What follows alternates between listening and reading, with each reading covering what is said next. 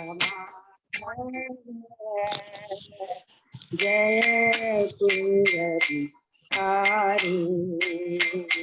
जय राधा माधव जय कुंजबिहारी जय गोपी जन वल्लभ जय गिरिवरधारी जय गिरिवरधारी यशोदानंदन ब्रज जनरंजन यशोदानंदन ब्रज जनरंजन यमुना तीर वनचार जय राधा माधव जय कुंजबिहारी हरे कृष्णा कृष्णा कृष्णा हरे हरे हरे राम राम राम हरे हरे हरे कृष्णा कृष्णा कृष्णा हरे हरे हरे राम राम राम हरे हरे हरे कृष्णा कृष्णा कृष्णा हरे हरे हरे राम राम राम हरे हरे गोविंद बोलो हरि गोपाल बोलो गोविंद बोलो हरि गोपाल बोलो राधा रमन हरि गोविंद बोलो राधा रमन हरि गोविंद बोलो जय राधा माधव राधे जय राधा केशव राधे जय राधा दामोदर राधे जय राधा गोविंद राधे जय राधा श्याम सुंदर राधे जय जगन्नाथ बलदेवा जय सुभद्रा जय पंचतत्व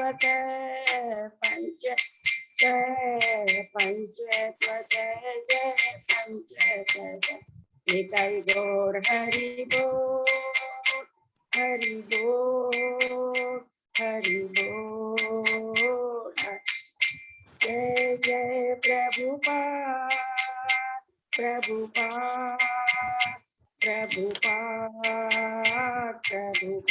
जय जय गुरुदेव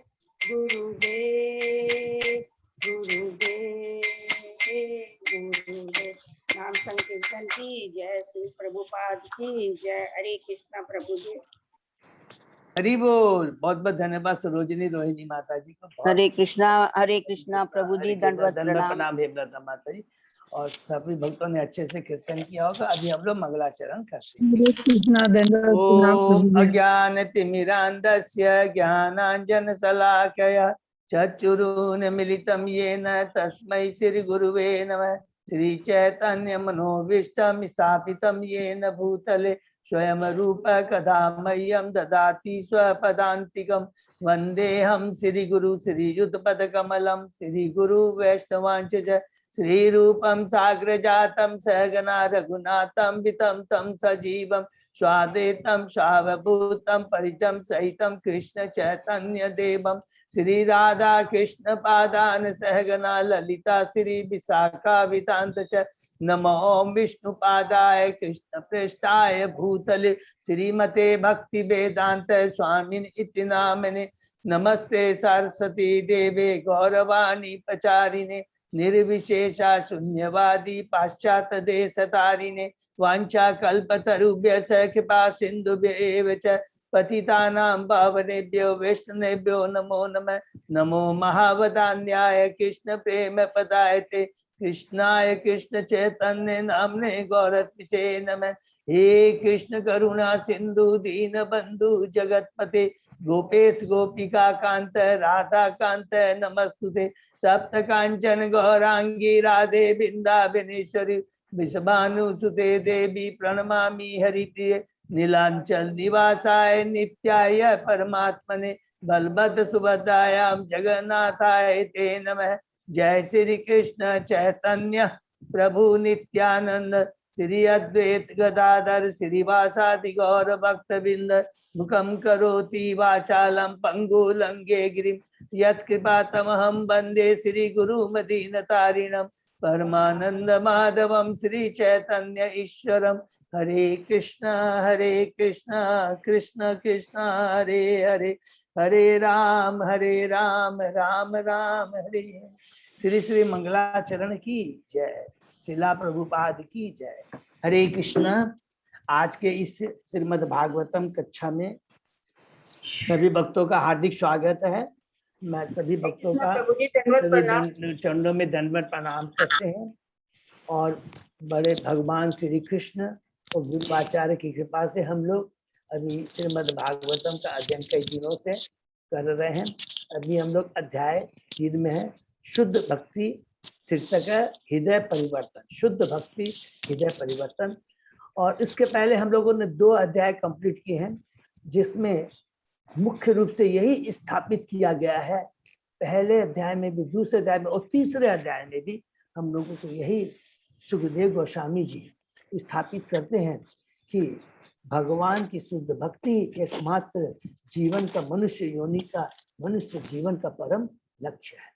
अलग अलग बहुत सी, जैसे प्रथम अध्याय में, प्रथम में शुरू में स्टार्ट में ही सुखदेव गोस्वामी जी कहते हैं कि हे परीक्षित महाराज, तुमने ये जो 2 प्रश्न किए हैं कि जीवन में मनुष्य का जो योनि बहुत दुर्लभ है, पूरे जब तक वो इस भौतिक धरा पर है उसका क्या कर्तव्य है, और दूसरा मृत्यु के समय उसकी क्या कर्तव्य बनते हैं। बहुत सुंदर ढंग उन प्रश्नों को सुनकर बहुत खुश होते हैं और उत्साहित हो करके, क्योंकि वो भगवान से संबंधित प्रश्न थे, जीवों के कल्याण के लिए थे। क्योंकि जो भगवान का जो सद्भक्त होता है वो हमेशा बद्ध जीवों को किस प्रकार भक्ति में ला सके, वो लाकर उसी में उसको आनंद आता है। क्योंकि जिस चीज में भगवान को आनंद आता है, भक्त को भी उसी में आनंद आता है। तो भगवान चाहते हैं सारे बद्ध जीव मेरे अंश है और वो इस भौतिक जगत में जो कष्ट पा रहे हैं उसको छोड़ कर करके अपने खुद के धाम में आकर करके शाश्वत जीवन, दिव्य आनंद का अनुभव करें। तो ये प्रश्न सुन करके गोस्वामी जी बहुत खुश होते हैं और उसका उन्होंने उत्तर देते हैं कि जीवन का लक्ष्य भक्ति करना है, गृहस्थ बनना है, गृहमेधी नहीं बनना है। लेकिन कुछ लोग यहाँ पर जो कि सभा में जैसे निर्देश किया, सुखदेव जी ने उनका ध्यान करते, उस बात का ध्यान करते हुए उन्होंने विराट रूप का ध्यान करने के लिए कहा कि जो लोग कहते कि नहीं हमने तो भगवान को भी देखा नहीं है, उन लोगों की मति क्या होती है, नहीं हम जो चीज देखते हैं उसी पर हम विश्वास करते हैं। तो ठीक है, कोई बात नहीं है, ये पूरा ब्रह्मांड है, भौतिक जगत है, ये भगवान का विश्व रूप है, विराट रूप है, इसका ही तुम ध्यान करो, चिंतन करो। ऐसे करते करते करते करते हमारी चेतना में परिवर्तन आएगा और उसके बाद में हमारी जैसे हम एडवांस होंगे तो हम लोग क्या है, हृदय में जो परमात्मा रूप में भगवान बैठे उसका ध्यान ऑटोमेटिक हम कर पाएंगे। तो वो नए जो दीक्षित नव भक्त, जो न्यू भक्ति, न्यूफाइड जो डिवोटीज है, उनके लिए विराट रूप का बताएगा। और उसके बाद में कहा कि आप अष्टांग योग पर ध्यान करो। तो उसके बाद में हमने 2nd अध्याय में भगवान श्री कृष्ण का जो हृदय में भगवान परमात्मा के रूप में विराजमान है, उनका क्या आकार है, किस तरह का वो लगते हैं, चतुर्मुखधारी और क्या क्या धारण करता है, उसके बारे में हमने पढ़ा। और उसके बाद में पढ़ते पढ़ते पढ़ते तुरंत परीक्षित महाराज पूछते हैं कि प्रभु आपने तो विराट रूप के बारे में भी बताया, ये अष्टांग योग पद्धति के बारे में बताया कि परमात्मा के जो हृदय में विराजमान करते हैं उन पर कैसे ध्यान किया जाए, वो भी अष्टांग योग बताया। किंतु जो लोग अभी भी भौतिकता में फंसे हुए हैं, जिनकी भौतिक इच्छाएं पूरी नहीं है, तो वो योगियों को कैसे उनकी मुक्ति होती है। याद रखेंगे हम लोग ये जो भी पता मुक्ति की बात कर रहे हैं, विराट रूप पर भी ध्यान कर रहे हैं, अल्टीमेट उद्देश्य क्या है, मुक्ति प्राप्त करना। अष्टांग योग विधि कर रहे हैं, परमात्मा का हृदय में ध्यान करते हैं, उसका भी उद्देश्य क्या, मुक्ति प्राप्त करना है। तो वो मुक्ति कैसे होगी, जिनकी अभी भी भौतिक इच्छाएं हैं। तो वहां पर सुखदेव गोस्वामी जी क्रम मुक्ति के बारे में बताते हैं, जो कि बहुत सबको अच्छे से समझ में आ गया होगा कि अलग अलग एक पृथ्वी लोक से लेकर कर करके उच्च लोक माने ब्रह्म लोक तक कैसे जाता है, उसके बाद में वो उनकी मुक्ति होती है, इसके बारे में हमने पढ़ा। लेकिन अंत में दूसरे अध्याय में भी जाकर करके परीक्षित सुखदेव गोस्वामी जी कह देते हैं कि नहीं, अल्टीमेटली करना क्या है, भगवान की शुद्ध भक्ति ही करना है, क्योंकि भगवान की शुद्ध भक्ति बड़ी सरल है, सहज है, प्राकृतिक है, प्रैक्टिकल है और सारी चिंताओं से हमें मुक्त करती है। इतना ही नहीं, चिंताओं से मुक्त करने के बाद में जो सबसे जो इंपॉर्टेंट चीज है वो क्या है, वो हमें दिव्य शाश्वत सुख की आनंद अनुभव कराते हैं। और ये जो सुख प्राप्त, शाश्वत सुख प्राप्त करने का एकमात्र सोर्स भी क्या है, हरि नाम या भगवान की भक्ति। ये सेकंड अध्याय में बहुत स्ट्रांगली स्टैब्लिश कर करके फिर तीसरे अध्याय में हम जैसे ही आते हैं शुद्ध भक्ति हृदय परिवर्तन, यहाँ और थोड़ा सा फोकस करके बताते हैं। अच्छा बताइए तो फिर देवताओं की पूजा के बारे में बताइए, तो सुखदेव गोस्वामी जी बताते हैं ठीक है, ये आप यदि कोई भौतिक इच्छा जिसकी है और देवताओं की पूजा करना चाहता है, तो अलग अलग देवताओं की किस प्रकार पूजा करके किस तरह की अलग अलग इच्छाएं पूर्ति हो सकती है, इसको बहुत डिटेल में सुखदेव गोस्वामी जी बताते हैं। उसके बाद में जब कहते हैं कि जो एक चीज बहुत कड़ी बात कहते हैं कि देवताओं की पूजा करने से हमें क्या भक्ति नहीं मिल सकती। अगर आपकी यदि सारी भौतिक इच्छाएं भी हैं तो कृपा करके भगवान श्री कृष्ण के पास ही जाए। जो 10वां श्लोक जो मैंने कहा था बहुत इंपॉर्टेंट है, अकाम अकाम, और जिसको काम काम और मुक्ति, जिसको तीनों की जो भी इच्छा है वो भगवान के पास ही जाए। भगवान क्या करेंगे उस समय, आपको सारी चीज देंगे, लेकिन वो सोच समझ के देंगे, क्योंकि वो वास्तव हमारे रक्षक है। ये बहुत इंपॉर्टेंट चीज है। और उसके बाद में एक और इम्पोर्टेंट चीज कहते हैं कि देवताओं की पूजा करने के बाद भी भक्ति नहीं मिल सकती। अगर भक्ति प्राप्त करनी है तो शुद्ध भक्तों का संग बहुत जरूरी है।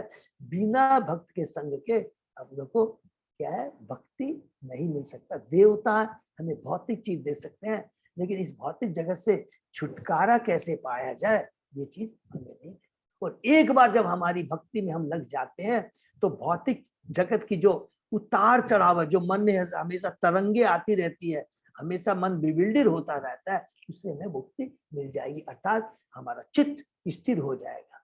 ये बहुत इंपॉर्टेंट पावरफुल जो हमें कृपा मिलती है भगवान की भक्ति करने से। इतना करने के बाद में फिर सनक ऋषि बहुत खुश होते हैं। वो बोलते हैं कि सुखदेव गोस्वामी को बोलते हैं, सुखदेव गोस्वामी बोलना चाहते हैं तो व्यंग के रूप में, देखो तुमने जो 2 प्रश्न किए थे मैंने सारा उसका जवाब दे दिया, तो अब तो कुछ बोलने लायक रहता नहीं है। तो सोनक ऋषि बोलते हैं नहीं नहीं नहीं प्रभु, आगे सुखदेव गोस्वामी जी ने और क्या प्रश्न किया, परीक्षित महाराज ने सुखदेव गोस्वामी से और क्या प्रश्न सुनते हैं। तो तुरंत वो सोनक ऋषि बोलते हैं कि देखिए परीक्षित महाराज, अब वो खुद सनक ऋषि सनक ग्लोरीफाई करना शुरू कर देते हैं, क्योंकि उन्होंने सुना है, सुखदेव गोस्वामी से सुना है, अरे परीक्षित महाराज तो वो तो नित्य सिद्ध पुरुष थे, बचपन से ही उनमें भक्ति थी। उद्धव जी के बारे में हमने बताया कि वो तो नित्य सिद्ध पुरुष है, लेकिन और जो हमेशा भगवान की भक्ति में रमे रहते थे। और उसके बाद में प्रभुपाद जी तात्पर्य में बहुत अच्छी बात कहते हैं कि कोई बात नहीं है, अगर किसी कोई नित्य सिद्ध भक्त नहीं है तो कोई बात नहीं है। याद कीजिए नारद मुनि के बारे में, वो तो एक दासी पुत्र थे, लेकिन उसके बावजूद भी उन्होंने वेदांतियों का, भक्तों का दर्शन किया और उनसे सुन करके, उनका जूठन खा कर करके वो एक परम भक्त बन गए। तो ये चीज करने के बाद में, उसके बाद में शौनक ऋषि उनके बारे में बार बार कहते हैं कि हे सुखदेव गोस्वामी जी, आप और आगे बताइए। तो फिर उसके बाद में तुरंत शौनक गोस्वामी सुखदेव गोस्वामी जी के बारे में बोलने लगते हैं। अच्छा, जिस प्रकार परीक्षित महाराज ने ये सुखदेव गोस्वामी जी, शुद्ध गोस्वामी जी, सुखदेव गोस्वामी जी तो महान भक्त। तो देखिए कितना आनंद आया है, आपने जो कथा सुनाई है। क्यों आनंद आ रहा है? क्योंकि परीक्षित महाराज वो है श्रोता और वक्ता कौन है? सुखदेव गोस्वामी जी, वो भी भगवान के एक शुद्ध भक्त है। तो अर्थात जहाँ श्रोता और वक्ता जो भगवान के शुद्ध भक्त होती है, उस सभा में जो भी कथा होती है वो दिव्य होती है, और वहां उस कथा को जो सुनता है 100% वो भगवान की भक्ति में परिणत हो जाता है। इसमें कोई भी शक नहीं है। उसके बाद में कल हमने पढ़ा, तो इसके बाद में कौन बोल रहे हैं? सनक ऋषि बोलते जा रहे हैं, ध्यान रखिएगा, क्योंकि वो क्या कर रहे हैं? प्रोत्साहित कर रहे हैं। किसको प्रोत्साहित कर रहे हैं? ग्लोरीफाई कर रहे हैं। किसको कर रहे हैं? सुखदेव गोस्वामी को ग्लोरीफाई कर रहे हैं कि और आगे बताइए।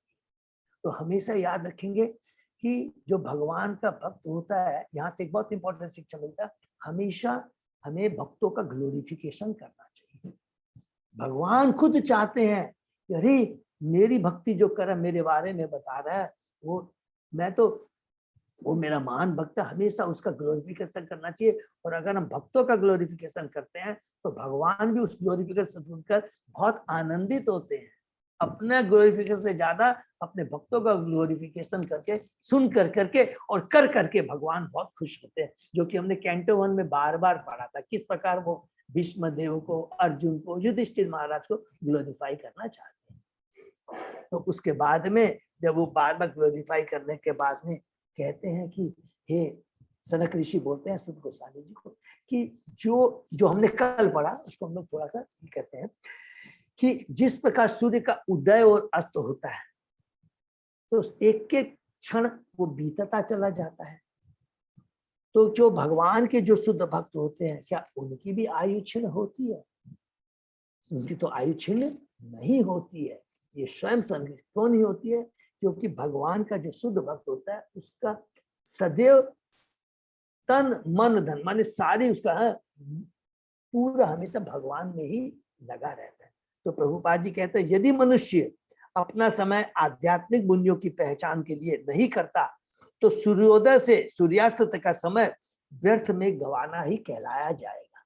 अगर हम वास्तव में अपना समय मनुष्य योनि को आध्यात्मिक ज्ञान अर्जन करने के लिए नहीं करते हैं तो डेफिनेटली जो सूर्योदय का उगना और अस्त होना, ये वास्तव में हम समय का व्यर्थ ही कहलाया जाएगा। एक दिन हमने व्यर्थ कर दिया अगर भगवान की भक्ति। मनुष्य जीवन अपनी आध्यात्मिक पहचान तथा अपने स्थायी सुख को प्राप्त करने के स्थायी स्रोत को जानना है। अर्थात मनुष्य योनि जो अभी हमने पढ़ा किया कि हमें वास्तविक जानना है कि जो आध्यात्मिक हमारी उन्नति, आध्यात्मिक आनंद प्राप्त करने का वास्तविक सोर्स क्या है, स्रोत क्या है, वो है भगवान की भक्ति। जीव स्वाभाविक दृष्टि से परम पुण्य का शाश्वत आध्यात्मिक स्फुलिंग है। जीव जो है भगवान का शाश्वत अंग है। एक बार मनुष्य में भक्ति के सही मार्ग से युक्त होने में उसके सिद्धि के द्वार खुल जाते हैं। हरि बोल। तो एक बार जब भगवान की भक्ति में आ जाता है तो उसकी मुक्ति, उसका कल्याण के द्वार खुल जाते हैं, इसमें कोई भी डाउट नहीं है। भक्ति हमें भौतिक जगत के इस भयावह वातावरण से उभारने के लिए, तो ये भक्ति जो है इस भौतिक जगत में कलह ही कलह है, चारों तरफ भय ही बना रहता है। अगर हम भक्ति करते हैं तो इस तरह के कलह से और जो कंफ्यूजन हमारा होता है, उतार चढ़ाव जो तरंग आती रहती है, उससे हम लोग मुक्त हो जाते हैं। और उसके बाद एक एग्जाम्पल हमने जो कल पढ़ा था प्रभुपाद जी ने देखा, जिस प्रकार कोई इंजेक्शन या कोई औषधि अगर हम लेते हैं तो उसका प्रभाव पूरे शरीर में होता है, ठीक है ना। उसी प्रकार भगवान की भक्ति करने से एक क्या होता है, हमारी पूरी चेतना में परिवर्तन आ जाता है, एक आध्यात्मिक शक्ति हमें प्राप्त होती है, हमारी चेतना में परिवर्तन आता है, आध्यात्मिक शक्ति प्राप्त होती है, और उस आध्यात्मिक शक्ति से एक हमें आध्यात्मिक दिव्य शाश्वत आनंद की प्राप्ति होती है। इतना बड़ा पावरफुल प्रभाव बनता है। उसके बाद में दान के बारे में बताया, थोड़ा सा हट कर करके बताया उन्होंने कि दान अगर हम किसी और को, किसी भी को भी देते हैं, तो शास्त्र की बात, बहुत अच्छी बात बताया प्रभुपाद जी, तो उसका फल हमको जितना हमने दिया उतना हमको जरूर मिलेगा। लेकिन अगर हम किसी योग्य ब्राह्मण, उसमें भी दो बताया कि जो अशिक्षित है, सॉरी, जो अर्ध माने पूरा पूर्ण रूप से जो है नहीं है ब्राह्मण है, और एक दूसरा है कि जो पूर्ण माने पूर्ण रूप से जो ब्राह्मण है, तो जिसको जो ब्राह्मण है लेकिन पूर्ण रूप से ब्राह्मण है, उसको भी अगर दान देते हैं तो उसका डबल मिलता है। और एकदम 100% क्वालिफाइड ब्राह्मण को यदि दान देते हैं तो हम लोगों को उसका सैकड़ों हजार गुना फायदा मिलता है। लेकिन अगर हम लोग वेद पराग भक्त या भक्ति के कार्य के लिए हम दान देते हैं तो असंख्य माने असंख्य गुना हमें उसका फल प्राप्त होता है। ये चीज हम लोग ने पढ़ा। अतः शुद्ध भक्त की संगति से भगवान की दिव्य लीलाओं कथाओं को श्रवण कीर्तन में बिताया गया एक क्षण शाश्वत जीवन या भगवत धाम जाने की गारंटी है। तो अर्थात हमें जो कुछ भी करना चाहिए एक क्षण भी व्यर्थ नहीं करना चाहिए, भगवान की भक्ति करनी है नंबर 1। और जो भी हम दान दें तो हमें प्रीचिंग के लिए जो भक्त है, वैष्णव है, उनको ही देना चाहिए, क्योंकि वो भी क्या करते हैं, दान को भगवान के प्रचार कार्य में ही लगाते हैं। इसके बाद में शनक ऋषि बताते हैं, एक एक हमारे शरीर के लिंब के बारे में बताते हैं कि देखिए जीवन वास्तविक जीना किसको कहते हैं। अरे वृक्ष भी क्या जीते नहीं है? क्या लोहार की धोपनी सांस नहीं लेती? क्या पशु भोजन नहीं करते? या क्या वो विधिपात नहीं करते? अरे वो लोग भी करते हैं, लेकिन वो जीना नहीं है। प्रभुपाद जी तात्पर्य में कहते गृह मेदी ये अत्यंत भौतिकतावादी अगले जन्म पर विश्वास नहीं करते। वो तो सोचते यही जीवन है, आनंद बनाने के लिए जितना भोगना भोग लो। वे इसी जीवन को दीर्घ बनाकर जीवन में अधिकतम भौतिक सुख भोगना चाहते हैं। पेड़ तो हजारों साल तक जीवित रहते हैं, लेकिन वैसा जीना क्या कोई जीना है? कहता है कि बोटेनिकल गार्डन का एग्जाम्पल दिया जिसमें एक बरगद का वृक्ष है, वो 500 साल पुराना है, लेकिन उसके जीने का क्या लाभ है? स्वामी शंकराचार्य और भगवान चैतन्य महाप्रभु तो बहुत कल्प आयु के लिए इस भौतिक धरा पे थे। शंकराचार्य तो केवल 32 साल तक थे, चैतन्य महाप्रभु 48 साल तक के थे। तो इसकी क्या उनके तुलना क्या हम उन वृक्षों से कर सकते हैं जो हजारों साल तक रहते हैं? नहीं। एक क्षण भी अगर हम जीते हैं और अगर वो भक्ति में लगाते हैं तो रियली परम कल्याणकारी होता है। और अगर हम भक्ति न करते हुए केवल हजारों साल 100 साल भी जीते हैं तो वो जीना नहीं है, मनुष्य योनि का दुरुपयोग करना कहलाएगा। उसके बाद में हमने पढ़ा, उन्होंने तुलना किया, क्या संत ने, कुत्तों, शुक्रों, ऊंटों, गधों जैसे पुरुष उन पुरुषों की चिंता करते हैं जो समस्त बुराइयों से उद्धार करने वाले भगवान श्री कृष्ण की दिव्य लीलाओं का कभी भी श्रवण नहीं करते। अर्थात जो भगवान की दिव्य लीलाओं का श्रवण कीर्तन नहीं करते, उनकी तुलना किससे की है? कुत्तों, शुक्रों, ऊंटों तथा गधा जैसों से तुलना की गई। तो प्रभुपाद जी रिपीट करते हैं उसी चीज को। अतः श्रीमद् भागवत द्वारा आध्यात्मिक प्रकाश के बिना सामान्य मनुष्य को कुकरों, शुक्रों, ऊंटों तथा गधों की श्रेणी में रखा जाना कोई गलत बात नहीं होगी। ये प्रभुपाद जी इसको रिपीट करते हैं कि अगर जो भक्ति नहीं करता है, अगर उनको कुकर, शुकर, गधा, ऊंट बोला जाए तो इसमें कोई गलत बात नहीं है। यहाँ तक हमने पढ़ा, उसके आगे आज हम शुरू करते हैं। ओम नमो भगवते वासुदेवाय। ओम नमो भगवते वासुदेवाय। ओम नमो भगवते वासुदेवाय। नारायण नमस्कृत्य नरं चैव नरोत्तमं देवी सरस्वती व्यासं ततो जयं उदीरये। नष्टप्रायेषु अबद्धेषु नित्यं भागवत सेवया भगवती उत्तम श्लोके भक्ति भवति नैष्ठिकी। आराधे भगवान प्रेस तनय ततदाम वृंदावनम रमया काचित उपासना व्रजवधु वर्गेण्या कल्पिता श्रीमद् भागवतम प्रमाणम अम्लम प्रेमा पुमर्तो महान श्री चैतन्य महाप्रभो मतम इदम तत् आदरो न पर। हरे कृष्णा कृष्ण कृष्ण हरि हरि हरे राम राम राम हरि। हरे कृष्णा। तो हम लोग शुरू करते हैं श्लोक नंबर 20 से। अजय प्रभु। प्रभु जी। हरे कृष्णा। तो देखिए ये शीर्षक क्या है, शुद्ध भक्ति और हृदय परिवर्तन। और इसमें कितने सुंदर सुंदर प्रैक्टिकल एग्जाम्पल दिए जा रहे हैं, बताया जा रहा है, और किस प्रकार हमारी चेतना को माने सही रास्ते पर लाया जा रहा है, एक एक अच्छे उदाहरण देख करके। अगर हम भगवान की भक्ति नहीं कर सकते तो तुलना कैसे किया जाए, और एक एक शरीर जो एक एक शरीर के अंग है, अगर भगवान की भक्ति में नहीं लगते हैं तो उसकी तुलना किससे की जाए, बहुत इंपॉर्टेंट है। तो अभी हम लोग पढ़ते हैं 20 नंबर श्लोक। बिलेवत उरुक्रम विक्रमान ये न सिणवत कर्ण पुटे नरस्य जीवा अशति दार्दुरिका इव शूत न च उपगायति उरुगाय गाथा। जिसने भगवान के स्वरूप अद्भुत कार्य की कथाएं नहीं सुनी है तथा जिसने भगवान के विषय में गीतों को गाया या उच्च समय उच्चारण नहीं किया है, उसके श्रवण रंध्र मानो सांप के बिल है और जीभ मानो मेंढक की जीभ है। तो यहाँ पर कानों की और जीभ का मनुष्य की किसके लिए दिया गया है?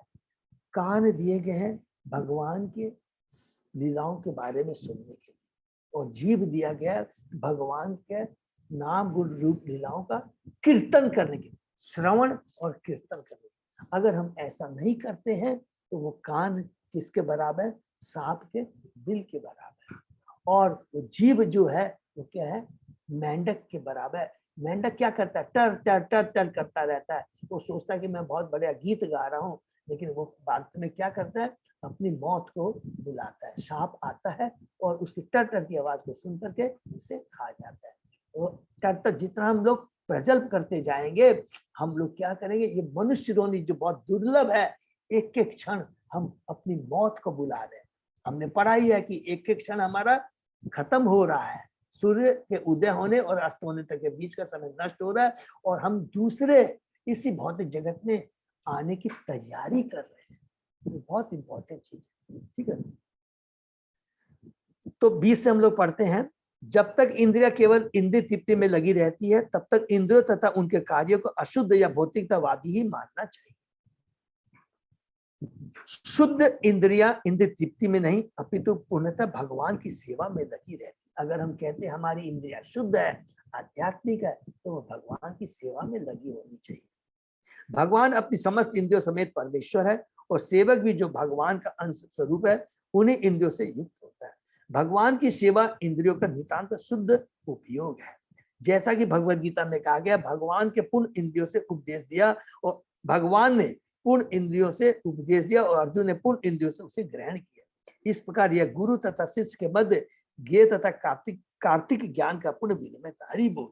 आध्यात्मिक ज्ञान कोई विद्युत आवेश नहीं है जो गुरु से शिष्य में प्रवेश करता है, जैसा कि कुछ प्रचारक मूर्खतावश दावा करते हैं। तो यहाँ मूर्खतावश दावा करते हैं, क्या बोलते, ये किसके ऊपर इंगित कर रहा है? जस्ट हम लोग डिस्कस कर सकते हैं कि स्वामी रामकृष्ण जो कि विवेकानंद को उन्होंने कहा था कि इसी तरह उन्होंने कहा था कि मैं अपनी सारी आध्यात्मिक शक्ति तुम्हें प्रदान करता हूँ, तो अब मेरे में कुछ नहीं। ऐसे नहीं होता है।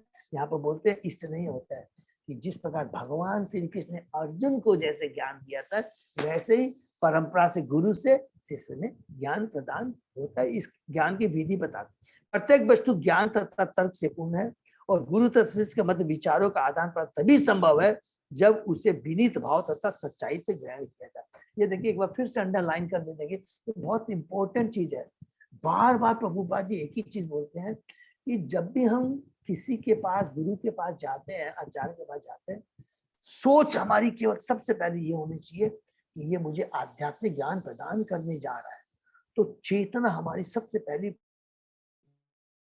वो हम्बलनेस होनी, विनीत भाव से है कि मैं अधम हूं, मेरे में कोई योग्यता नहीं, बड़ी मेरा परम सौभाग्य कि आपका दर्शन हुआ, आपका मुझे एसोसिएशन मिला है, कृपा कर करके मुझे आप भक्ति प्रदान करिए जिससे ये मनुष्य योनि का मैं पूरा पूरा लाभ। तो ये विनीत भावना होनी चाहिए। चेतन चैतन्य में कहा गया कि मनुष्य को चाहिए कि बुद्धि तथा पूर्ण चेतना से युक्त होकर भगवान चैतन्य की शिक्षाएं ग्रहण करे, जिससे वह महान संदेश को तर्क द्वारा समझ। चेतन महाप्रभु की शिक्षाएं ग्रहण करेंगे, सबको समझ में आ गया। त्रिनादपि सुनीचेन तरोरपि अमानी न मान देव कीर्तनीय सदा। कोई भी मान अपमान और तिनके के समान वो क्या होता है, एकदम नरम, अपने को तुच्छ समझता है। ये चेतन और ये स्वयं चेतन महाप्रभु कह रहे हैं, तभी हम हमारे हृदय में भक्ति स्थापित हो सकती है। केवल ज्ञान के उद्देश्य से अगर हम जाएंगे तो क्या होगा, केवल ज्ञान जरूर आ जाएगा लेकिन वो ज्ञान हृदय में परिणत नहीं होगा, हृदय में स्थापित नहीं होगा। और जब तक ज्ञान, भगवान का ज्ञान हृदय में स्थापित नहीं होता, चेतना में परिवर्तन कभी नहीं आएगा, बल्कि उल्टा क्या हो जाएगा, हम गर्वित हो जाएंगे, घमंडी हो जाएंगे। ये बहुत जरूरी है। जीव की अशुद्ध अवस्था में विभिन्न इंद्रियां सारी कार्यों में संलग्न रहती है। यदि उसके कान भगवत गीता या श्रीमद् भागवत श्रवण करके भगवान की सेवा में नहीं लगे रहते तो यह निश्चित है कि उनके कानों के छेद कूड़ा कंकड़ से भर जाएंगे। हरि बोल। माने किससे भर जाएंगे, प्रजल्प से भर जाएंगे। जैसा हम सुनेंगे, जैसा श्रवण करेंगे, वैसे ही हमारी चेतना होगी। ये बहुत इंपॉर्टेंट चीज है। अतः भगवत गीता से भागवत के संदेशों का प्रसार उच्च स्वर से विश्व भर में होना चाहिए। यह उस भक्त, शुद्ध भक्त का कर्तव्य है जिसने सही सोच से उनके विषय में श्रवण किया। तो ये बहुत इंपॉर्टेंट, ये भी याद रखेंगे। अगर हमारा श्रवण बहुत अच्छा होगा, कृष्णमय में होगा, तो हमारी चेतना में परिवर्तन आएगा। और जब हमारी चेतना में परिवर्तन आएगा तो उस समय क्या भावना रहेगी कि अर्थात हमारा जो रजोगुण का भाव है, तमोगुण का भाव हट कर करके सतोगुण लेवल पे आएगा। और उस समय भावना क्या रहेगी, उस समय भावना रहेगी निष्काम भाव की, उसकी भावना रहेगी परोपकार की भावना। उसमें भावना रहेगी भगवान के आदेश का हम किस तरह पालन किया जाए, अर्थात किस प्रकार हमें प्रीचिंग करें, ज्यादा से ज्यादा लोगों में मैं भक्ति का प्रचार कर सकूं। ये 100% सही बात है। नहीं तो बोलेंगे हमेशा जब तक हृदय परिवर्तन नहीं होगा तो प्रीचिंग की भी इच्छा नहीं होगी। ये एकदम, तो हम लोग खुद अपना असेसमेंट कर सकते हैं कि हमारी भक्ति का लेवल कितना है, हमारे में कितना चेतना में परिवर्तन आया। बहुत से लोग दूसरों से कुछ बोलना चाहते रहते हैं, लेकिन चूंकि उन्हें वैदिक विद्या के विषय में बोलने की शिक्षा नहीं दी गई रही, अतः वे व्यर्थ की बातें करते हैं और लोग उन्हें बिना समझे सुनते रहते हैं। सांसारिक खबरों को फैलाने के एक नहीं सैकड़ों हजारों साधन है और संसार भर के लोग उन्हें ग्रहण भी करते रहते हैं। इसी तरह संसार भर के लोगों को भगवान की दिव्य कथाएं सुनने के लिए शिक्षा दी जानी चाहिए और भगवान के भक्त को चाहिए कि उच्च स्वर से बोले जिसे लोग सुन सके। मेढक उच्च स्वर से टकराते हैं जिसके कारण वे सांपों को आमंत्रण देते हैं जो उन्हें खा जाते हैं। मनुष्य को विशेष रूप से वैदिक मंत्र के उच्चारण के लिए जीभ प्रदान करी गई है, मेंढकों के समान टकराने के लिए नहीं। इस श्लोक में प्रयुक्त असती शब्द की महत्वपूर्ण है, जिसका अर्थ है ऐसी स्त्री जो वैश्या बन गई। वैश्या अपने उत्तम स्त्री गुणों के लिए विख्यात नहीं है। इसी प्रकार जीव जो मनुष्य को वैदिक मंत्र के उच्चारण के लिए मिली है, वैश्या मानी जाएगी यदि उसे किसी सांसारिक प्रलाप के लिए प्रयुक्त किया जाए। इसको अंडरलाइन कर लेंगे, कितनी पावरफुल बात कर रही है। तो हमें माने हमको प्रभुपाद जी अपने तर्क के बातें बहुत स्ट्रांगली बोलते हैं। अगर हम लोग जीव का प्रयोग प्रजल्प में करते हैं तो ये सबसे ज्यादा, बहुत ज्यादा हमारे पतन का कारण, आध्यात्मिक पतन का कारण हो जाए। पता नहीं लगता। देखिए हम लोगों ने जीवन में अनुभव किया है कि जब भी कोई दो जन मिल जाते हैं, अभक्त मिल जाते हैं, बात करते करते समय निकल जाता है, पता भी नहीं लगता है। इतना आनंद आता, माया इतनी प्रबल है, रजोगुण इतना प्रबल है, हमेशा उकसाता है हमको कि और किसी प्रजल्प करे। इसलिए उपदेशा मित्र में बहुत स्ट्रांगली कहा गया है कि प्रजल्प के लिए कितने डिटेल में बताया, तो उससे हमको बचना है। ठीक है ना। नेक्स्ट, भार परम पट किरीट जुष्टम अप्युत्तम अंगम नमेत मुकुंदम शावो करो नो कुरुते सपर्याम हरे लसत कांचन कण कणो वा। शरीर का ऊपरी भाग भले ही रेशमी पगड़ी से सज्जित क्यों न हो, किंतु यदि मुक्ति के दाता भगवान के समक्ष झुकाया नहीं जाता तो वह भार के तुल्य है। इसी प्रकार हाथ चमचकाते कंकड़ों से अलंकृत होने पर भी यदि भगवान हरि की सेवा में नहीं लगे रहते तो वे मृत पुरुष के हाथों के तुल्य। हरि बोल।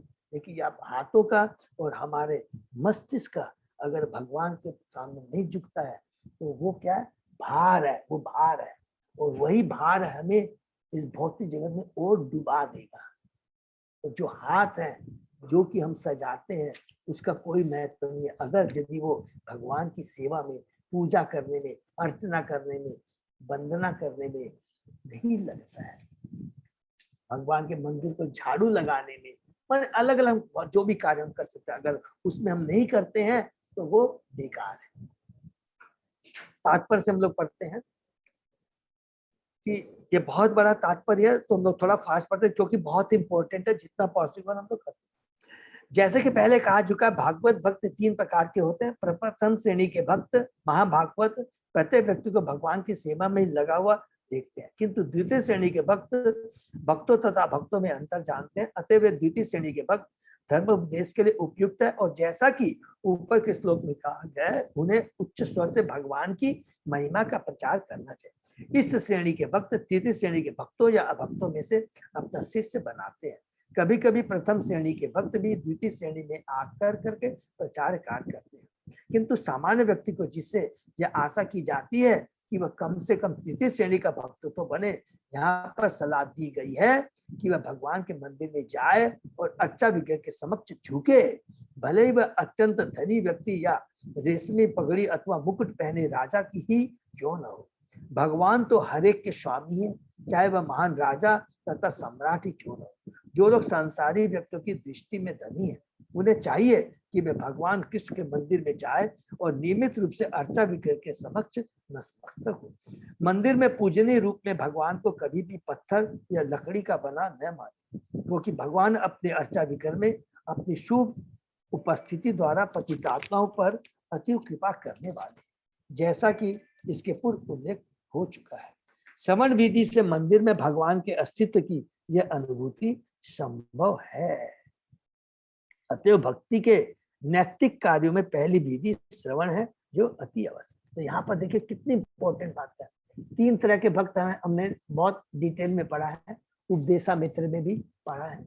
तो उत्तम जो भक्त होते हैं उनकी प्रवृत्ति क्या होती है, रिपीट करते हैं, सबको मालूम है फिर भी, कि वो हर चीज को, जब भी किस चीज को देखता है, जिस भी आत्माओं को देखता है, वो क्या सोचता है, ये भगवान का अंश है, ये तो भगवान का अंश है और ये यही भक्ति में लगा हुआ है, तो मैं ही निर्लज हूं, मैं ही अभक्त हूं।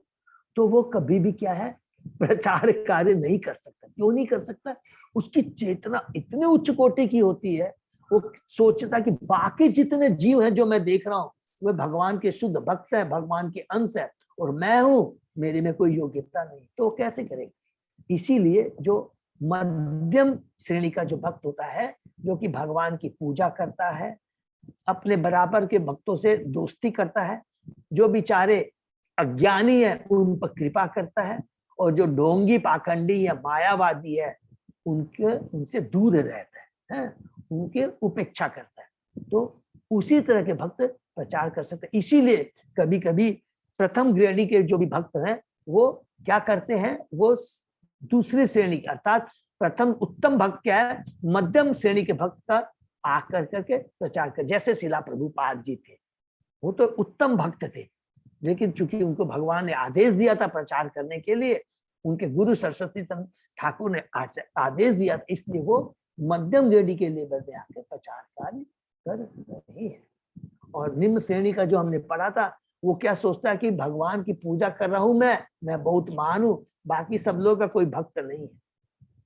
तो क्या करता है कि उन्हीं लोगों को धीरे धीरे भक्ति में लाकर, तृतीय श्रेणी का भक्त है, मध्यम श्रेणी भक्त, उनको और उनकी चेतना को आगे बढ़ाकर उनको अपना शिष्य बना करके उनके माध्यम से भक्ति का प्रचार करते हैं। और तीसरा कहा कि उस तरह के जो लोग होते हैं कि मेरे जिनके पास धन है, कुछ है, वो सब बेकार है। उनको कम से कम मंदिर में जाना चाहिए, भगवान के सामने नतमस्तक होना चाहिए। पूजा, इससे क्या होगा, उनकी चेतना में परिवर्तन आएगा। ये 100% है, इसमें कोई डाउट नहीं है। ठीक है ना, ये बहुत इंपॉर्टेंट बात है। फिर यहाँ पर बताते हैं कि जैसा कि इसके ऊपर उल्लेख हो चुका है, श्रवण विधि से मंदिर में भगवान के अस्तित्व की यह अनुभूति, और जो अर्चा विग्रह है उसको अर्चा विग्रह हमें नहीं समझना है। शाश्वत वो भगवान का अवतार है, ये हमेशा याद रखना है। अगर हम उनका दर्शन करेंगे तो हमारी चेतना में परिवर्तन आएगा। अतः भक्ति के नैतिक कार्यों में पहली विधि श्रवण है, जो अति आवश्यक है। सभी श्रेणी के श्रवण के बारे में जो हमने बार बार रिपीट किया, श्रवण बहुत इंपॉर्टेंट है। सभी श्रेणी के भक्तों को भगवत गीता, श्रीमद् भागवत जैसे प्रामाणिक स्रोतों से श्रवण करना अनिवार्य है। जो व्यक्ति अपने भौतिक पद से गर्वित होकर मंदिर में भगवान के अर्चा के समक्ष नतमस्तक नहीं होता, ये जो बिना किसी ज्ञान के मंदिर पूजा का तिरस्कार करता है, उसे यह जान लेना चाहिए उसकी यह पगड़ी या मुकुट उसे भव सागर में डुबोने में सहायक बने। गरीब हो, अगर उसके बाद भी उसमें परिवर्तन नहीं आता है तो वही जो उसका ऐश्वर्य, जो भौतिक ऐश्वर्य, वही उसको और क्या करेगा, इस भौतिक जगत में डुबा दे देगा। यदि डूबते व्यक्ति के सिर पर भारी बोझ हो तो वह बिना भार वाले व्यक्ति की अपेक्षा अधिक तेजी से डूबेगा। हरि बोल, कितना सुंदर बात लिखा है। जितना हमारे पास हम भौतिकता में डूबे रहेंगे उतना और हम नीचे, माने इस माया के चक्कर में माया देवी उतना और हमको जकड़ती चली जाएगी। ये बहुत इंपॉर्टेंट चीज है, ठीक है ना। मूर्ख तथा अहंकारी व्यक्ति इस विज्ञान का निरादर करता है और कहता है कि उसे ईश्वर से कुछ लेना देना है, किंतु जब वह ईश्वर के नियम की पकड़ में आता है और जब उसे मस्तिष्क शून्यता जैसी बीमारी आ घेरती है तो वह इस विहीन व्यक्ति अपनी भौतिक उपलब्धि के भार से अज्ञान सागर में डूब जाता है। इस चेतना के बिना भौतिक विज्ञान की प्रगति मानव समाज पर सिर के बोझ के करीब हो। जितना हम ज्यादा भगवान को ध्यान में न रखकर भौतिक इकोनॉमिक डेवलपमेंट की तरफ अग्रसर होंगे, उसमें ज्यादा इंटरेस्ट, उतना ही वो भार, भौतिक भार हमारे ऊपर आता रहेगा और हम भौतिकता में डूबते चले जाएंगे। अतः लोगों को इस महत्वपूर्ण चेतावनी पर ध्यान देना चाहिए। यहाँ पर एक बहुत इंपॉर्टेंट है, उदाहरण दे रहे हैं जो कि हम लोग पढ़ते हैं। उड़ीसा के अत्यंत शक्तिशाली राजा महाराज प्रताप रुद्र यद्यपि राज्य के उत्तरदायित्व के भारी बोझ के कारण सदैव व्यस्त रहते थे, फिर भी वे वर्ष में एक बार भगवान के उत्सव के समय पुरी के जगन्नाथ मंदिर की सफाई अपने हाथों से करते थे। देखिए इसको प्लीज, ये देखिए, खाली एक लीला समझने से नहीं होगा। भगवान की आप किसी भी रूप में हम सेवा यदि करते हैं, चाहे आप भगवान को अर्चना कीजिए, भगवान को गार्लैंड पहनाइए, झाड़ू बनाइए, मंदिर को सफा कीजिए, ये सारे कार्य क्या है, ये हमने पढ़ा ना भक्ति रसामृत सिंधु, हम यदि पढ़ेंगे, देखिए ये बहुत इंपॉर्टेंट बात दिखा है। उस 64 अंगों के अंदर में भगवान को दीपक दिखाना, भगवान के ऊपर चढ़ाई हुई तुलसी को सूंघना, उनका करना, मंदिर में झाड़ू देना, ये सारे 64 अंगों में आता है। जबकि ज्ञान वैराग्य जो हमने पढ़ा है, जो ज्ञानी वैरागी होती है वो 64 अंगों में नहीं आता है, 64 अंगों में, लेकिन ये सारी क्रियाएं भक्ति के जो 64 जो अंग उसमें ये आते हैं। जो महाराज प्रताप क्या करते थे, मंदिर की सफाई अपने हाथों से करते थे, माने सॉरी रथ यात्रा के सामने वो झाड़ू देते थे।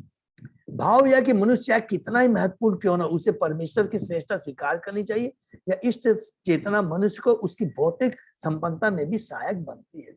भगवान जगन्नाथ के समझ की उनके समय का महान पठान तक उड़ीसा में न घुस पाया। अंत में महाराज प्रताप युद्ध की भगवान की शरणागति से भगवान श्री चैतन्य महाप्रभु ने उस पर कृपा की। इस प्रकार भले ही धनी पुरुष की स्त्री के हाथ में सोने के कंगन क्यों न हो, उसे भगवान की सेवा अपने हाथों से करनी चाहिए। हरि, तो यहाँ पर बहुत अच्छे से समझा गया कि जो भगवान की भक्ति में जाता है उसको भगवान उसकी भौतिक चीजों की भी रक्षा करते हैं। जैसा कि यहाँ पर बताया, पठान जो थे वो प्रताप रुद्र पर आक्रमण किए थे, लेकिन चैतन्य महाप्रभु की उन्होंने भक्ति की थी, कृपा की थी, तो पठान प्रताप रुद्र पर विजय प्राप्त नहीं कर पाए उसकी धन। तो भगवान सब चीज की रक्षा करते हैं। करना क्या चाहिए, केवल भगवान के पास ही जाना चाहिए। नेक्स्ट, बर्हाहिते ते नयने नराणाम लिंगानि विष्णो न निरीक्षत ये पादो निणाम तो द्रुम जन्म भाजो क्षेत्राणि न अनुब्रजत हरेयो। जो आंखें भगवान विष्णु की प्रतीकात्मक अभिव्यक्तियों, उनके रूप नाम गुण आदि को नहीं देखती, वे मूर्ख पंख में अंकित आंखों के तुल्य। और जो पांव तीर्थ स्थानों की यात्रा नहीं करते जहां भगवान का स्मरण किया जाता है, वे वृक्ष के तनों जैसे माने जाते हैं। हरि बोल। तो इसी प्रकार देखिए, अब यहाँ पर आंखों की तुलना कर रहे हैं और पांव की तुलना कर रहे हैं कि वो बेकार है, आगे वो भगवान की सेवा में नहीं लगते हैं। यहाँ पर तात्पर्य बहुत बड़ा, यदि जैसा बोले तो यहाँ पर स्पेशली प्रभुपाद जी बताते हैं, हम लोग पढ़ते हैं, प्रमाण 20 से मैं पढ़ रहा हूँ। परिवार का हर सदस्य, परिवार का हर सदस्य जो 12 वर्ष के ऊपर की आयु का हो, माने ऊपर से 7-8 लाइन छोड़ के प्लीज है। परिवार का हर सदस्य जो 12 वर्ष से ऊपर की आयु का हो, प्रामाणिक गुरु से दीक्षा ले और घर के सारे सदस्य भोर से लेकर रात्रि तक मंगल आचरण का निर्जन अर्चन पूजा कीर्तन श्रृंगार भोग वैशाली संध्या आदि का भोग शयन आदि का आदि करके भगवान की सेवा में लगे। प्रामाणिक गुरु के निर्देशन में इस तरह अर्चा विधि के पूजा में संलग्न रहने से गृहस्थों को अपना जीवन विमल बनाने तथा आध्यात्मिक ज्ञान में उन्नति करने में सहायता मिली। किसी नौसिखिए भक्त के लिए साधारण सैद्धांतिक ज्ञान पर्याप्त नहीं है। किताबिक ज्ञान सैद्धांतिक होता है, जबकि अर्चन विधि व्यवहारिक है। आध्यात्मिक ज्ञान का विकास सैद्धांतिक तथा व्यवहारिक ज्ञान के मेल से किया जाना चाहिए। तो यहाँ पर बता दें, बार बार प्रभुपाद जी कहते हैं कि जो ज्ञान है, जो किताबी ज्ञान से ज्यादा है। बार बार एक ही चीज, इसलिए मैं बार बार रिपीट किया कि हमेशा जो कुछ भी, स्पेशली नव दीक्षित भक्त, जैसे हम लोग तो कर ही रहे, हर को जो भी अगर भक्ति करनी है तो गुरु के निर्देशन में करें, चाहे कोई भी कार्य करें। अर्चा विग्रह की भी सेवा कैसे करनी चाहिए, भगवान को भोग कैसे लगाना चाहिए, किस तरह के शास्त्र पढ़ने चाहिए, किससे सुनना चाहिए, कैसे सुनना चाहिए, ये हमेशा सीनियर डिवोटी के निर्देशन में करेंगे तो क्या होगा कि हमारी जो भक्ति है वो एकदम बड़ी स्मूथली आराम से आगे बढ़ती चली जाएगी, उसमें कोई भी अवरोध नहीं आएगा। नवदीक्षित भक्त के लिए भक्ति का प्रशिक्षण कुशल गुरु पर निर्भर करता है, क्योंकि वह जानता रह रहा है कि भगवत धाम जाने के मार्ग में क्रमिक प्रगति करने के लिए शिष्य को किस तरह से ले जाया जाए। हरि, क्योंकि गुरु जानता है कि जो अभी नए भक्ति में आया है क्रमिक उसका कैसे कैसे विकास। नहीं तो कई बार क्या होता है, थोड़ा सा उसने श्लोक याद कर लिए, तुरंत घमंड आ जाएगा, अरे मेरे को तो सारे श्लोक याद हो गए, एक एक श्लोक नंबर तक याद आई है। तो माया बहुत प्रबल है, हमें मिसगाइड कर सकती है, गर्वित कर सकती है, कुछ भी कर सकते हैं। इसलिए कांस्टेंट हमारी भक्ति हमेशा गुरु के निर्देशन में होना चाहिए, अपितु उसे कुशल गुरु होना चाहिए। किसी को अपने परिवार का खर्च चलाने के लिए छद्म गुरु नहीं बनाना चाहिए, अपितु उसे कुशल गुरु होना चाहिए, जिसे वह शिष्य को आसन मृत्यु के चंगुल से उबार सके। श्री विश्वनाथ चक्रवर्ती ठाकुर ने गुरु के प्रामाणिक गुणों का व्याख्यान किया है और इन श्लोकों में इस प्रकार है। श्री विग्रहाराधनित नाना सिंगार तन मन मार्जनाद युक्तस्य भक्ता नियंजो अपि वंदे गुरु श्री चरणार बिंदम। ठीक है ना, तो यहाँ पर बताते। उसके बाद में आगे हम लोग जाते हैं, अलग अलग ये सारी विधि बताई गई है, डिटेल में पढ़ेंगे कि किस प्रकार हमें मेनली बताया गया यहाँ पर कि प्रभुपाद जी देखिए लिखा गया क्या है कि श्लोक क्या बता रहा है कि हमारी जो आंखें हैं उसको भगवान की सेवा में लगना चाहिए। पाँव है भगवान का धाम जाने के लिए तीर्थ स्थान की यात्रा करके वहां पर जाकर करके हमें शुद्ध भक्तों का संग करके उस तीर्थ स्थान के महत्व के बारे में उनसे समझना चाहिए। तात्पर्य में प्रभुपाद जी ये बोलना चाहते, जो कुछ भी करे देखिए बता दे गुरु के निर्देशन में करे। अर्थात हम जब तीर्थ यात्रा भी यदि करते हैं, ऐसे नहीं कि एक पर्यटन की भांति गए वो देख कर आ गया, नहीं, जो कुछ भी हमने एक भक्त के संग में जाना चाहिए वो हमें बताएगा कि इस जगह का महत्व क्या है, इसका आध्यात्मिक महत्व क्या है, नंबर 1। और आंखों के बारे में बताया कि सदैव हम भगवान की आंखों का दर्शन करना चाहिए, जिस पर मोर की जो आंखें होती है ना, वो क्या बताते हैं, देखने में तो बहुत सुंदर लगती है लेकिन उससे दिखाई नहीं देता है। अगर हम भगवान अपनी आंखों को जो भगवान ने दिया है भगवान के दर्शन करने में नहीं लगाते हैं, भगवान के रूप को उनकी सजावट को देखकर उसका ग्लोरिफिकेशन करने में नहीं लगाते हैं, तो वे आंखें क्या है, मोर के पंख की तरह है। ठीक, नेक्स्ट।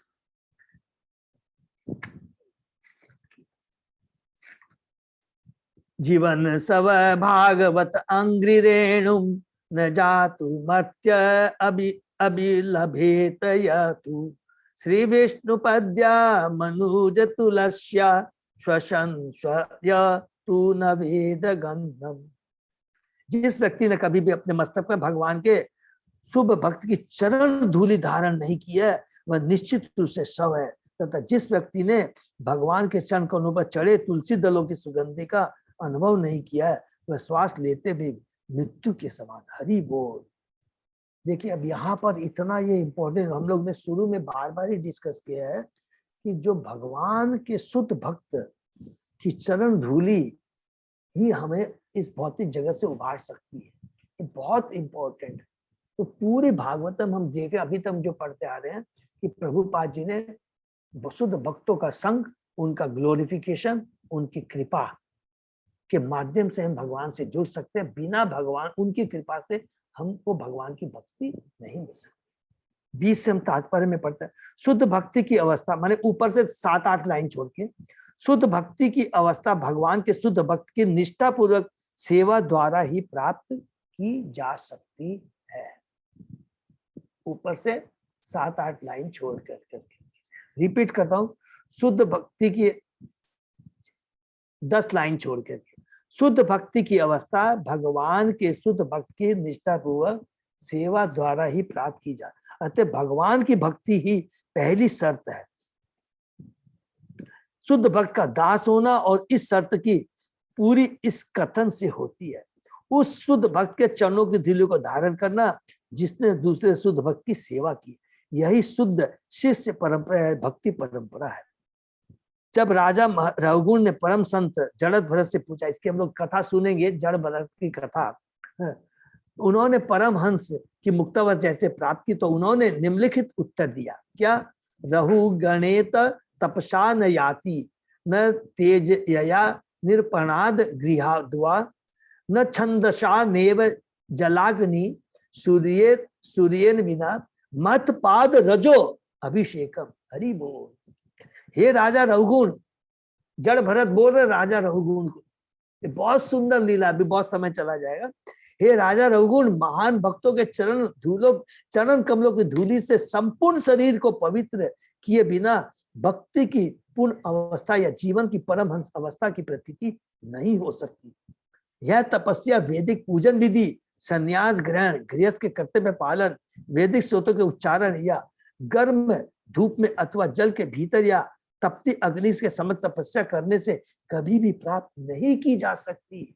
ये इतना इंपॉर्टेंट है, इसको प्लीज हम लोग एकदम अंडरलाइन करेंगे और पढ़ेंगे रोज। पढ़ने से क्या हमारी चेतना में परिवर्तन, इसको अलग से लिख लेंगे। ये जड़ भरत है, ये खुद बोलते हैं। वो जड़ भरत ऋषभ महाराज के जो 100 पुत्र थे उनमें जो सबसे बड़े पुत्र थे, इसकी हम लोग, ठीक है ना। उसी प्रकार फिर नीचे में हम लोग आ जाते हैं, पूरा ही बहुत इंपॉर्टेंट है, थोड़ा पढ़ लेते हैं। दूसरे शब्दों में भगवान से अपने शुद्ध मुक्त भक्तों की संपत्ति है। देखिए क्या लिखता है दूसरे शब्दों में, भगवान श्री कृष्ण अपने शुद्ध भक्तों की संपत्ति है। भगवान कहते हैं कि मैं किसके कंट्रोल में हूं, मैं शुद्ध भक्त के ही कंट्रोल में हूं, मैं इंडिपेंडेंट नहीं हूं। फलतः केवल भक्ति दूसरे भक्त को कृष्णार्पण कर सकते हैं। कृष्ण कभी भी प्रत्यक्ष विधि से प्राप्त नहीं होते, इसको अंडरलाइन कर लेंगे।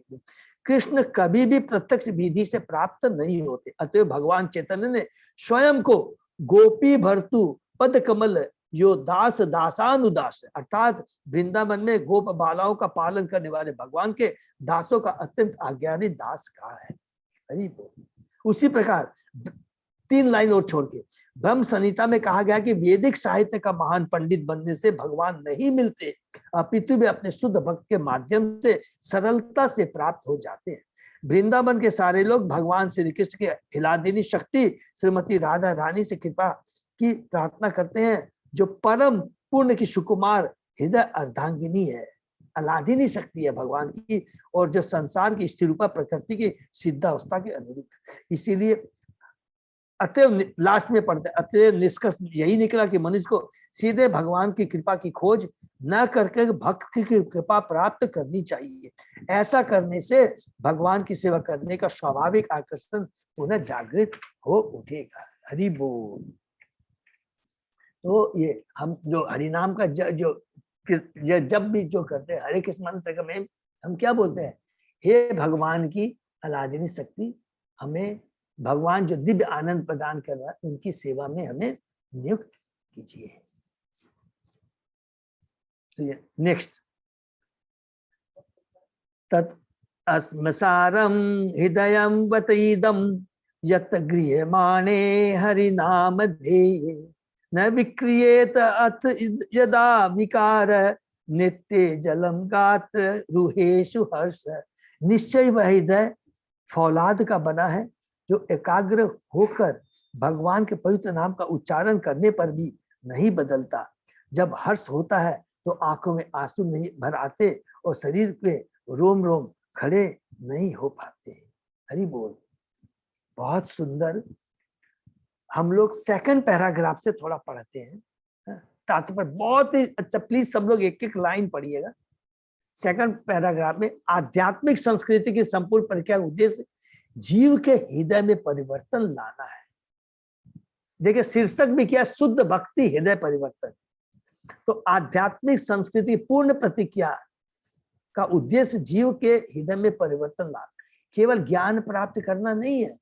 भक्ति का उद्देश्य क्या है, हृदय में चेतना में परिवर्तन यदि आता है उसी को कहते हैं हम भक्ति में आगे बढ़े हैं। अगर हमने खाली ज्ञान पढ़ लिया, सब कुछ हमने याद कर लिया, हो सकता है कि हम भक्ति में एक कदम भी आगे नहीं बढ़े। तो बहुत इंपॉर्टेंट। और उसके लिए सबसे स्ट्रांगली बोला गया जो अभी तक हम लोग पढ़ते आ रहे हैं, अष्टांग योग नहीं, प्रैक्टिकल नहीं है। विराट रूप में ध्यान करो, प्रैक्टिकल नहीं। भगवान की केवल शुद्ध भक्ति करनी है, प्रत्यक्ष भक्ति करनी है। और प्रत्यक्ष भक्ति का मतलब है कि किसी शुद्ध भक्त के गाइडेंस में, निर्देशन में भक्ति करना। पूरा ये तीसरे अध्याय तक आने का पूरा सारांश ही यही है। जिसने परमेश्वर के प्रति नित्य अपने आप को अधीन दास के रूप में माने इसीलिए कि प्रभुपाद जी ने जब भी दीक्षा देते हैं दास क्यों बोला है। हम दास हैं, हम भक्तों के दास हैं, भगवान के दास हैं। और भगवान कहते हैं कि मैं दासों के दासों का दास हूं। सोचिए कितने बड़ी भगवान इंडिकेशन दे रहे हैं कि अगर भक्ति करनी है, मुझे प्राप्त करना है, तो मेरे शुद्ध भक्तों का दास बनो, क्योंकि यही उसकी शाश्वत भावनात्मक स्थिति है। मान जीव की स्थिति, जीव स्वरूप हो कृष्ण नित्य दास।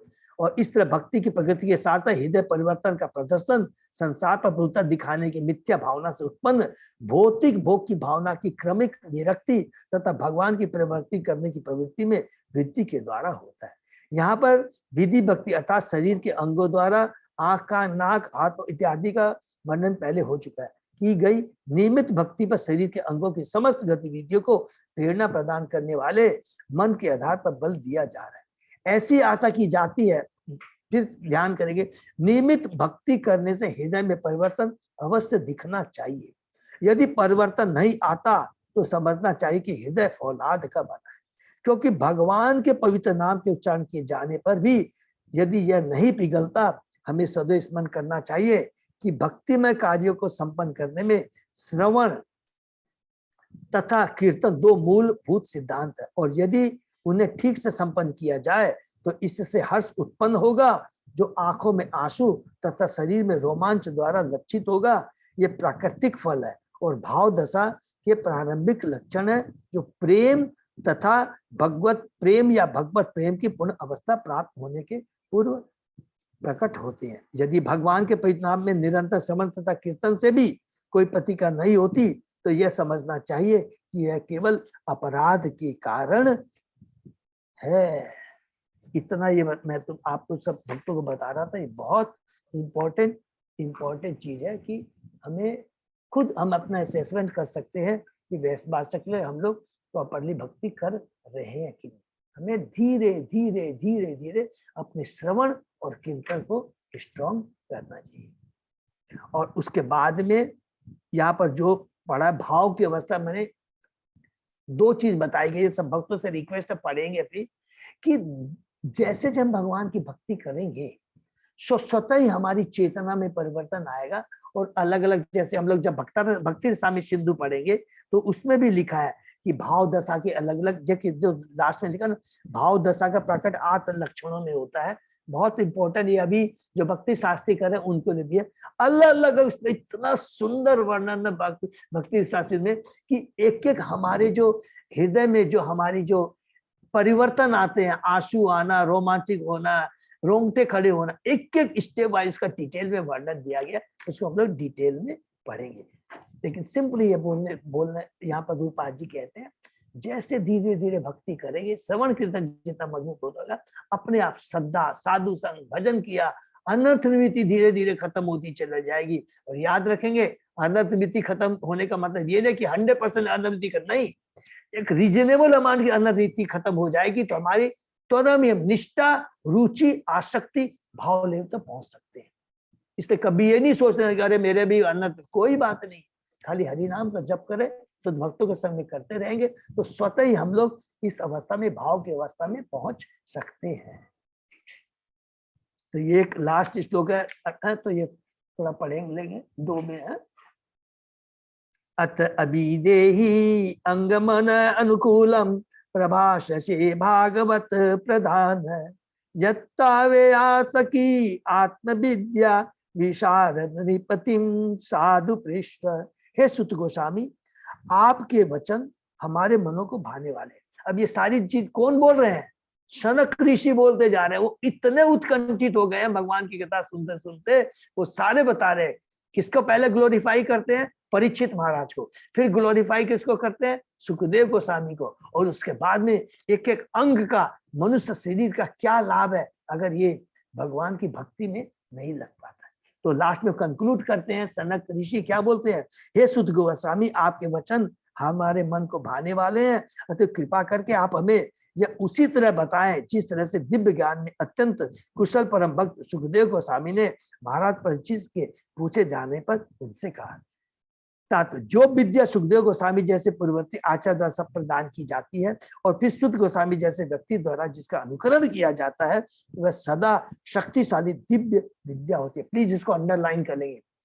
इसलिए यह अत्यंत प्रखर तथा समस्त विनीत जिज्ञासु के लिए लाभप्रद होती है। अर्थात जिस प्रकार सुखदेव गोस्वामी ने परीक्षित महाराज को सुनाया और जिस प्रकार सुत गोस्वामी जी नैमिषारण्य के ऋषियों को सुना रहे, उसी तरह जितना हम शुद्ध भक्तों मुख से, परंपरा से जुड़े हुए भक्तों से, आचार्य से सुनेंगे तो उससे क्या होगा? शक्तिशाली ये दिव्य विद्या होती है और ये अत्यंत प्रखर होता है और ये हमारी चेतना में 100% परिवर्तन लाएगा। हरे कृष्णा। तो ये अध्याय 3 यहाँ समाप्त कर रहे हैं, जिसका समाप्ति होती है किसके ऊपर में? कि हृदय परिवर्तन तभी होगा अगर हम शुद्ध भक्तों के एसोसिएशन में रह करके और अपनी भक्ति करते हैं। और उस भक्ति में सबसे इंपॉर्टेंट क्या है? श्रवण और कीर्तन हमारा बहुत स्ट्रॉन्ग होना चाहिए। कभी भी सोचना नहीं है, चिंता नहीं करना है, अरे मेरे को श्लोक याद नहीं हुए, मैं किसी को बोल नहीं पाऊंगा। मेरी रिक्वेस्ट है सबसे, जो भी हमने सुना है, गलतियां हम लोग पढ़े, हम लोग सब लोग तो क्या है, स्टूडेंट है, बहुत गलतियां हो सकती है। इसलिए हम लोग क्या करते हैं, पहले ही कुछ भी पढ़ने के पहले भगवान का, गुरु का, सबका हम लोग मंगलाचरण करके आशीर्वाद मांगते हैं, क्षमा मांगते हैं। और भगवान बहुत कृपालु है। भगवान देखते हमारी श्रद्धा कितनी है और वो श्रद्धा ही हमें भाव की सेवा तक ले जाएगा।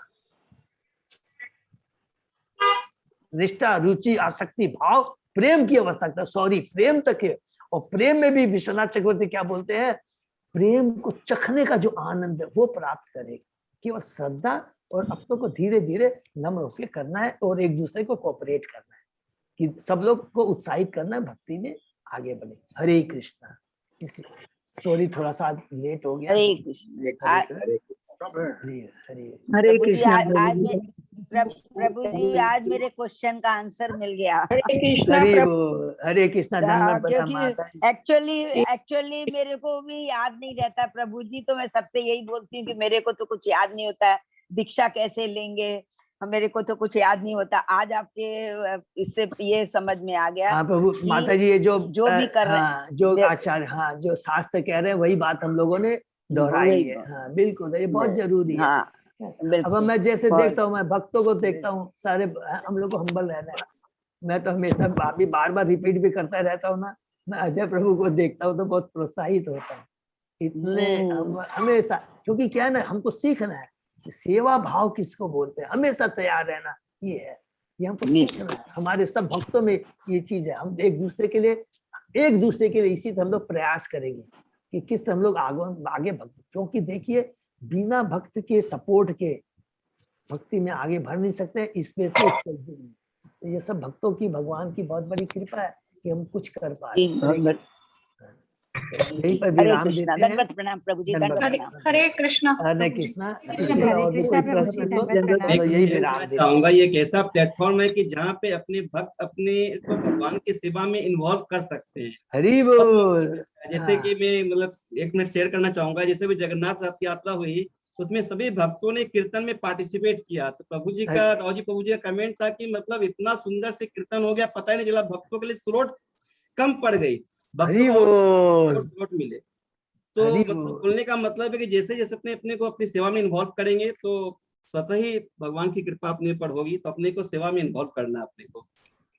हरि बोल। देख कितना अच्छी बात प्रभु ने कहा। जन्माष्टमी पे भी मिल रहा है अपने को, तो जन्माष्टमी के भी उपलक्ष्य में सभी भक्त लोगों से निवेदन रहेगा कि अपना जो भी सेवा हो सकता है सेवा में, जो भी सेवा, बिल्कुल एकदम जिस तरह की सेवा, कभी भी ये नहीं सोचना है किसी रूप में सेवा में अपने को नियुक्त करना। आज जैसे जगन्नाथ भक्त मेरे को बड़ी अच्छा लगा, पता भी लगा कि माता जी लोग मंदिर में जा करके कुकिंग सेवा कर रही है।